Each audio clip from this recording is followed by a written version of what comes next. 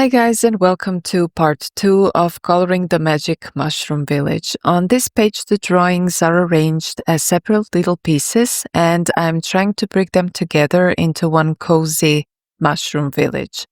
In the first part I mostly showed you how the Arrtx Simptap acrylic markers work, and they surprised me with how fun they are. Now I just want to continue playing with this mix of mushrooms and houses in a more relaxed way. Maybe it can give you a bit of inspiration too, especially if backgrounds usually feel tricky. The Small Victories book is tiny, but that's exactly why I love it for practice. Last time I used the markers on almost everything just to show you their effect, but here I'll go back to my usual mixed media style. Basically, I'll just pick whatever feels best for each part. That means watercolors, colored pencils, and acrylic markers, trying to get more of a painted look and soften those black line art lines.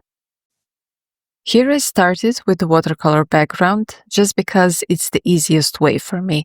I can simply take a round brush and cover that part quickly.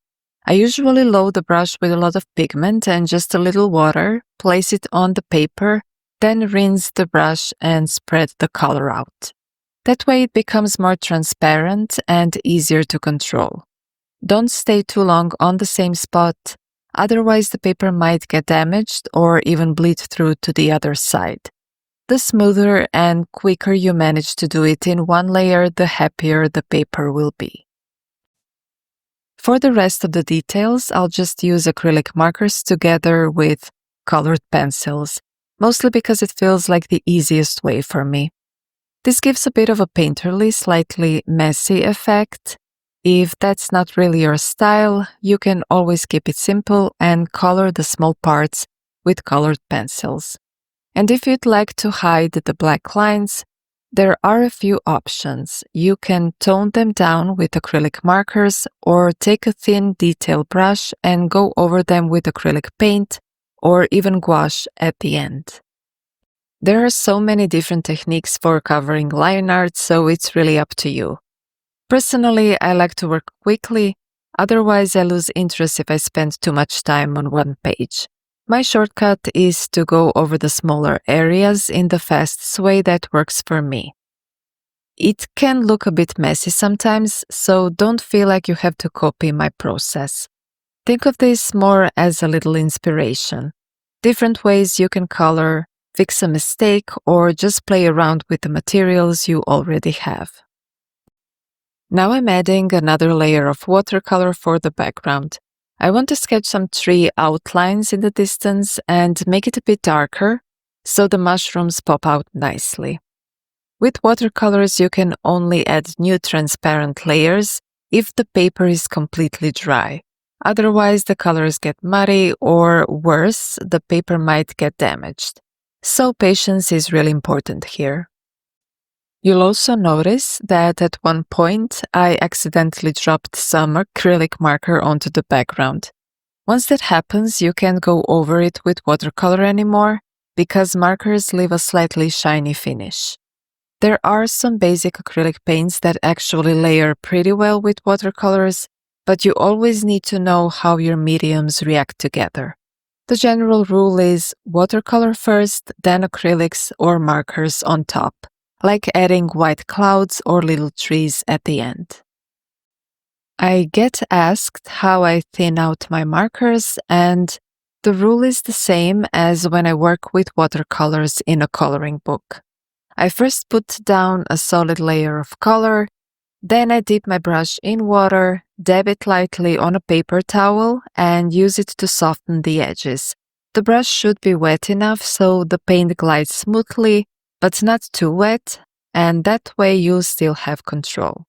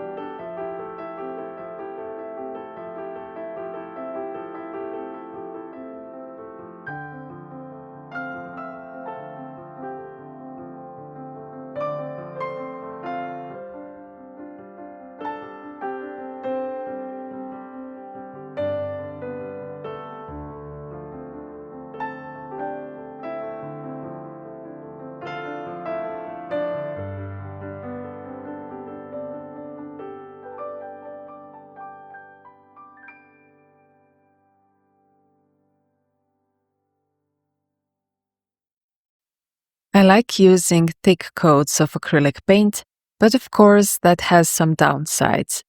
For example, it's harder to go over it with colored pencils, so you have to be a bit careful. If you keep the acrylic marker layer thinner, it's much easier to add extra shading on top if you need it.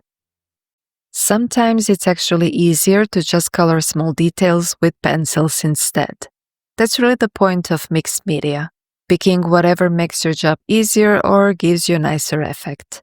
The more techniques you try, the more natural it feels to know what works best for each part. When I work only with pencils, it can sometimes feel overwhelming to add all the details. On the other hand, I don't like doing the whole page in acrylic markers either, since the layers can be quite heavy. I often prefer a bit of transparency and lighter washes. They can give a beautiful effect. So unless you're working on a very specific challenge, I don't think there's a need to limit yourself to just one medium in coloring books. For trees, I like to put enough pigment at the top and then let it spread naturally as I move downward, adding a bit more color at the base if needed. In the background, you usually only want soft shapes like distant peaks, but never sharp details. That way the focus stays on the main objects. You can always combine watercolors with markers to build up the effect. For this part, I used my calligraphy brushes and just made a few simple strokes, moving from side to side, starting with more color at the top and then fading it down to transparency. Later on, we'll just take a white marker and add some clouds or smoke wherever we feel like it.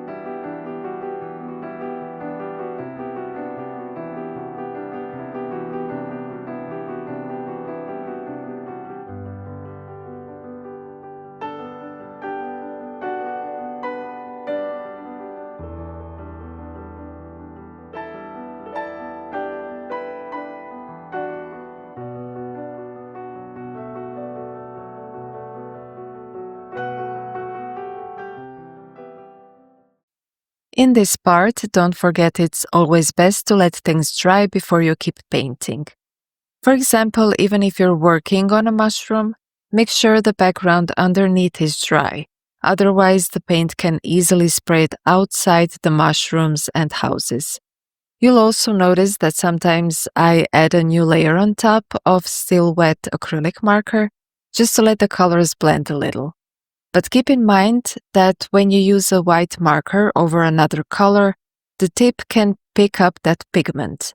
It's not a big deal, but I usually just wipe it on a paper towel or clean it quickly by scribbling on a piece of paper. These markers also have a button on top that pushes the paint through with one press, so it's really easy to refresh the tip and remove the wrong color.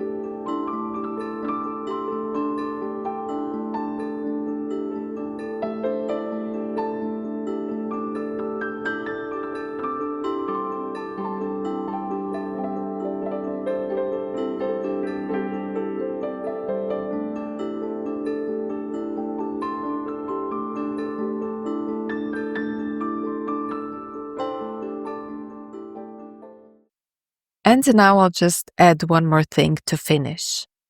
The final touches are always my favorite part. Since I like adding my details, I sometimes overdo it, and this is usually the moment when I see the page with fresh eyes and try to fix or soften something. I ended up using a lot of colors here, which is unusual for me. I wanted to test the acrylic markers, so I tried many of them at once, but honestly, too many colors can feel a bit crowded for my taste. I can't change much at this point, but I can still tone things down. Of course, this is not something you have to do. If you're happy with your page, you can stop right there. I just often feel like adjusting things a little, so that's what I'll do. I'll use pencils and acrylic markers to add some vines I started back in part 1. They look like different levels of this little village and help tie the picture together. I'll keep them green but soften the color with bluish shades so the background shifts more into turquoise. I'll also darken the outer parts with deep blue and turquoise pencils, including the edges of the houses to create a soft shadow, almost like night is slowly falling. As for the small middle details like grasses, I'll just blend them into the background so they don't stand out too much. Once I feel like nothing else will change the picture in a big way, I usually stop there.